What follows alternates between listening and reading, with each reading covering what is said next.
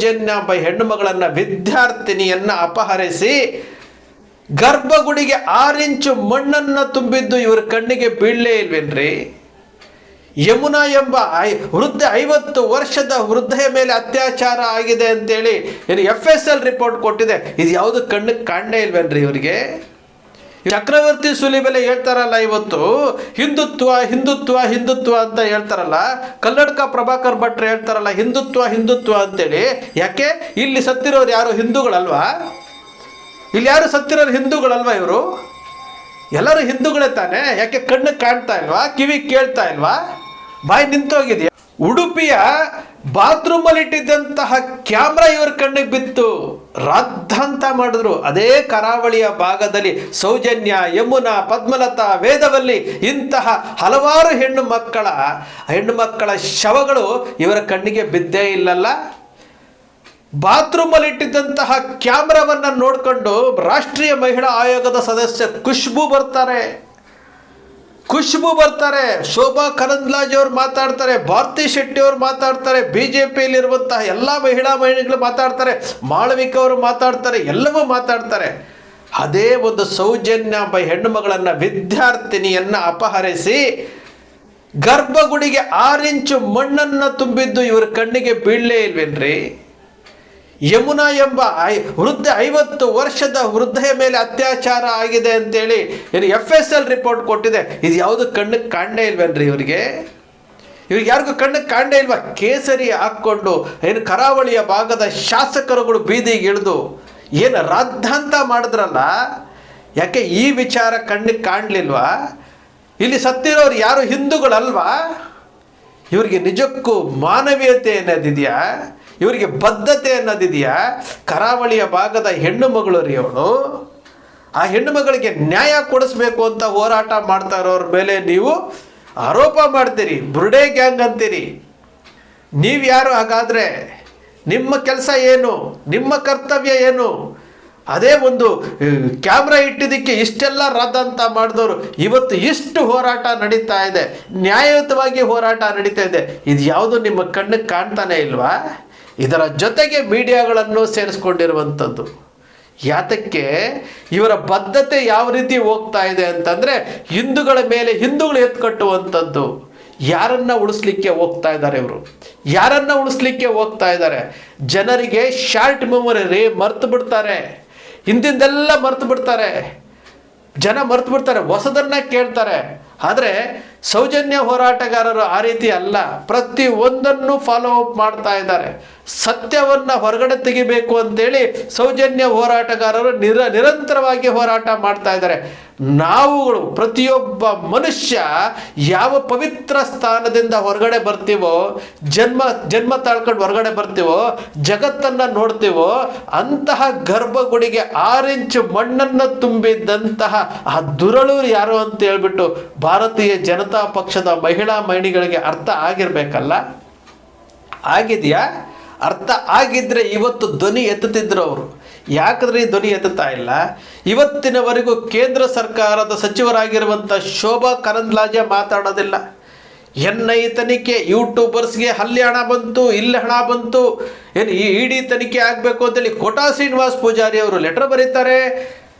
ಅಮಿತ್ ಶಾ ಅವ್ರ ಹತ್ರ ಹೋಗಿ ವಚನಾನಂದ ಸ್ವಾಮೀಜಿಗಳು ಹೋಗಿ ಲೆಟರ್ ಕೊಡ್ತಾರೆ.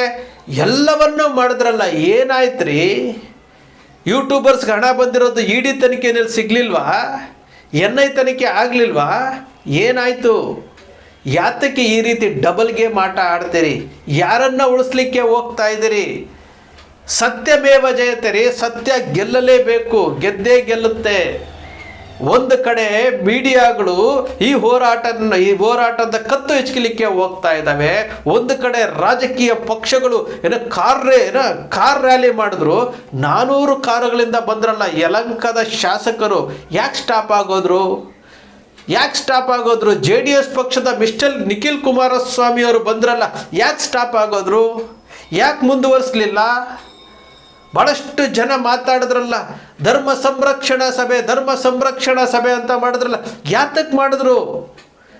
ಏನಂತ ಮಾಡಿದ್ರು ಇವರು? ಚಕ್ರವರ್ತಿ ಸೂಲಿಬೆಲೆ ಹೇಳ್ತಾರಲ್ಲ ಇವತ್ತು ಹಿಂದುತ್ವ ಹಿಂದುತ್ವ ಹಿಂದುತ್ವ ಅಂತ ಹೇಳ್ತಾರಲ್ಲ, ಕಲ್ಲಡ್ಕ ಪ್ರಭಾಕರ್ ಭಟ್ರು ಹೇಳ್ತಾರಲ್ಲ ಹಿಂದುತ್ವ ಹಿಂದುತ್ವ ಅಂತೇಳಿ. ಯಾಕೆ ಇಲ್ಲಿ ಸತ್ತಿರೋರು ಯಾರು ಹಿಂದೂಗಳಲ್ವಾ? ಇಲ್ಲಿ ಯಾರು ಸತ್ತಿರೋರು ಹಿಂದೂಗಳಲ್ವಾ? ಇವರು ಎಲ್ಲರೂ ಹಿಂದೂಗಳೇ ತಾನೆ. ಯಾಕೆ ಕಣ್ಣು ಕಾಣ್ತಾ ಇಲ್ವಾ? ಕಿವಿ ಕೇಳ್ತಾ ಇಲ್ವಾ? ಬಾಯಿ ನಿಂತೋಗಿದೆಯಾ? ಮಾತಾಡ್ಬೇಕ್ರಿ. ಹೋರಾಟಗಾರರನ್ನ ಗುರಿಯಾಗಿಸ್ಕೊಂಡು ಅವರ ಆತ್ಮಸ್ಥೈರ್ಯವನ್ನು ಕುಗ್ಗಿಸ್ಲಿಕ್ಕೆ ಹೋಗ್ತಾ ಇದ್ದೀರಲ್ಲ, ಸ್ವಲ್ಪನಾದರೂ ಯೋಚನೆ ಮಾಡಬೇಕಲ್ಲ. ಯಾತಕ್ಕೋಸ್ಕರ ಮಾಡ್ತಾ ಇಲ್ಲ? ಮಹಿಳಾ ಆಯೋಗದ ಅಧ್ಯಕ್ಷರು, ರಾಷ್ಟ್ರೀಯ ಮಹಿಳಾ ಆಯೋಗದ ಅಧ್ಯಕ್ಷರು ಸದಸ್ಯರು ಖುಷ್ಬು ಉಡುಪಿಗೆ ಬಂದು ಆ ಕ್ಯಾಮ್ರಾ ಬಗ್ಗೆ ವರದಿ ಕೊಡ್ತಾರೆ.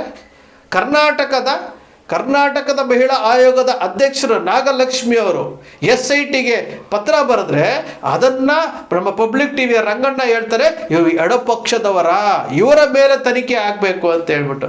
ರಂಗಣ್ಣ ಈ ಥರ ಮಾತಾಡಿಯೇ ನಿಮ್ಮ ಚಾನಲ್ ಇನ್ನು 3ನೇ ಸ್ಥಾನದಲ್ಲಿ ಕೂತಿರುವಂಥದ್ದು. ನೀವು ಇನ್ನೂ ಎದ್ದೊಳಕ್ಕಾಗದೇ ಇರುವಂತಹ ಪರಿಸ್ಥಿತಿಗೆ. ರಂಗಣ್ಣ ಅಂದರೆ ಕಾಮಿಡಿ ಪೀಸ್ ಆಗಿರುವಂಥದ್ದು. ರಂಗಣ್ಣ ಅಂತಂದರೆ ಒಬ್ಬ ಹಿರಿಯ ಪತ್ರಕರ್ತನ ಕಾಮಿಡಿ ಪೀಸ್ ಮಾಡ್ಕೊಂಡ್ಬಿಟ್ಟಿದ್ದಾರೆ. ಇವತ್ತು ಸೋಷಿಯಲ್ ಮೀಡಿಯಾದಲ್ಲಿ ಕಾಮಿಡಿ ಪೀಸ್ ಮಾಡ್ಕೊಂಡಿದ್ದಾರೆ.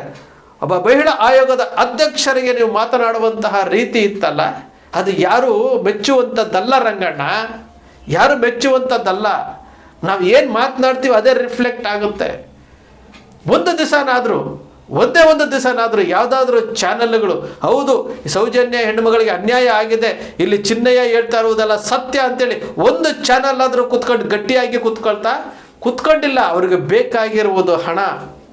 ಭಾರತೀಯ ಜನತಾ ಪಕ್ಷದವರ ಮೌತ್ ಪೀಸ್ಗಳು ಹಾಕ್ಕೊಂಡು ಮಾಡ್ತಾ ಇದ್ದಾರೆ. ಅದು ರಾಜಕೀಯ ಪಕ್ಷವಾಗಿ ನೀವು ಹಿಂದುತ್ವವನ್ನು ಬಳಸ್ಕೊಳ್ತಾ ಇರೋದಕ್ಕೆ ನಿಮ್ಮ ವಿಚಾರವನ್ನು ನಾವು ಪ್ರಸ್ತಾಪ ಮಾಡ್ತಾ ಇದ್ದೀರಿ.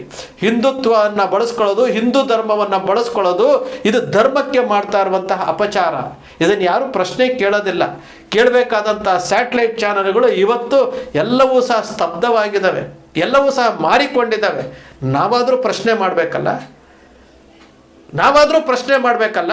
ಉಡುಪಿಯಲ್ಲಿ ಬಾತ್ರೂಮಲ್ಲಿ ಕ್ಯಾಮ್ರಾ ಕಾಣ್ತದೆ, ಇಲ್ಲಿ ಹೆಣ್ಣು ಮಕ್ಕಳ ಜೀವ ಕಾಣಲ್ಲ, ಹೆಣ್ಣು ಮಕ್ಕಳ ಗರ್ಭಗುಡಿಗೆ ಮಣ್ಣನ್ನು ತುಂಬಿರೋದು ಕಾಣಲ್ಲ. ಇವರೆಲ್ಲರೂ ಮನುಷ್ಯರು. ಕೋಟಾ ಶ್ರೀನಿವಾಸ್ ಪೂಜಾರರು ಬಹಳ ಬಡತನದಿಂದ ಬಂದವರೇ ಅಂತಂದರು. ಆದರೆ ಇವತ್ತು ಕೋಟಾ ಶ್ರೀನಿವಾಸ್ ಪೂಜಾರವರು ಸಂಸದರಾಗಿ ಎಲೆಕ್ಷನ್ ಟೈಮ್ನಲ್ಲಿ ಸೌಜನ್ಯ ಪರವಾಗಿ ನಿಂತ್ಕೊಳ್ತೀನಿ ಅಂತ ಸ್ಟೇಟ್ಮೆಂಟ್ ಕೊಟ್ಟಂಥ ಕೋಟಾ ಶ್ರೀನಿವಾಸ್ ಪೂಜಾರವರು ಏನಾದರೂ, ಹರೀಶ್ ಪೂಂಜಾರು ಏನಾದರೂ ಯಾಕೆ ಮಾತಾಡ್ತಾ ಇಲ್ಲ? ಕೇಸರಿ ಹಾಕ್ಕೊಂಡು ಮಾತಾಡ್ತಾರಲ್ಲ. ಸುನೀಲ್ ಕುಮಾರ್ ಮಾತಾಡಿದ್ರಲ್ಲ. ಇವತ್ತು ಚಕ್ರವರ್ತಿ ಸೂಲಿಬೆಲೆ ಮಾತಾಡಿದ್ರಲ್ಲ. ಸುಪ್ರೀಂ ಕೋರ್ಟ್ಗೆ ಹೋದ್ರೆ ನಾವು ಹಣ ಕೊಡ್ತೀವಿ ಅಂತ ಹೇಳಿದ್ರಲ್ಲ. ಸುಪ್ರೀಂ ಕೋರ್ಟ್ಗೆ ಹೋದ್ರೆ ಇವರು ಹಣ ಕೊಡ್ತಾರಂತೆ. ಯಾರು? ಮಿಸ್ಟರ್ ಚಕ್ರವರ್ತಿ ಸೂಲಿಬೆಲೆ ಅವರು ಖರ್ಚಿಗೆ ಹಣ ಕೊಡ್ತಾರಂತೆ. ನಾಚಿಕೆ ಆಗಬೇಕಲ್ಲ ಇವ್ರಿಗೆ. ಇಂತಹ ವಿಚಾರಗಳನ್ನು ಮಾತನಾಡಿ ಹೋರಾಟಗಾರರನ್ನ ಆತ್ಮಸ್ಥೈರ್ಯವನ್ನು ಕುಗ್ಗಿಸ್ತೀನಿ ಅಂತ ನೀವು ತಿಳ್ಕೊಂಡಿದ್ರೆ ನಿಮ್ಮಂತಹ ಮೂರ್ಖರು ಜಗತ್ತಿನಲ್ಲಿ ಬೇರೆ ಯಾರೂ ಇರೋದಿಲ್ಲ. ಸ್ನೇಹಿತರೆ, ನಿಮ್ಮ ಅಕ್ಷರ ಮೀಡಿಯಾ ನ್ಯಾಯದ ಪರವಾಗಿ ನಿಲ್ಲುತ್ತೆ, ಅನ್ಯಾಯದ ವಿರುದ್ಧ ನಿಲ್ಲುತ್ತೆ. ನಿಮ್ಮ ಅಕ್ಷರ ಮೀಡಿಯಾ ಯಾವತ್ತಿಗೂ ಸೃಷ್ಟಿ ಮಾಡೋದಿಲ್ಲ, ಕಲ್ಪನೆ ಮಾಡೋದಿಲ್ಲ, ವಾಸ್ತವದ ವಿಚಾರನ ವಿಶ್ಲೇಷಣೆ ಮಾಡುತ್ತೆ. ನಿಮ್ಮ ಅಕ್ಷರ ಮೀಡಿಯಾದ ವಿಶ್ಲೇಷಣೆ ನಿಮ್ಗೆ ಇಷ್ಟ ಆಯಿತು ಅಂದರೆ ಸಬ್ಸ್ಕ್ರೈಬ್ ಆಗಲಿಲ್ಲ ಅಂದರೆ ಸಬ್ಸ್ಕ್ರೈಬ್ ಮಾಡ್ಕೊಳ್ಳಿ. ಪಕ್ಕದಲ್ಲಿ ಕಾಣುವಂಥ ಬೆಲ್ ಐಕಾನ್ ಪ್ರೆಸ್ ಮಾಡಿ, ಶೇರ್ ಮಾಡಿ, ಪ್ರೋತ್ಸಾಹ ನೀಡಿ.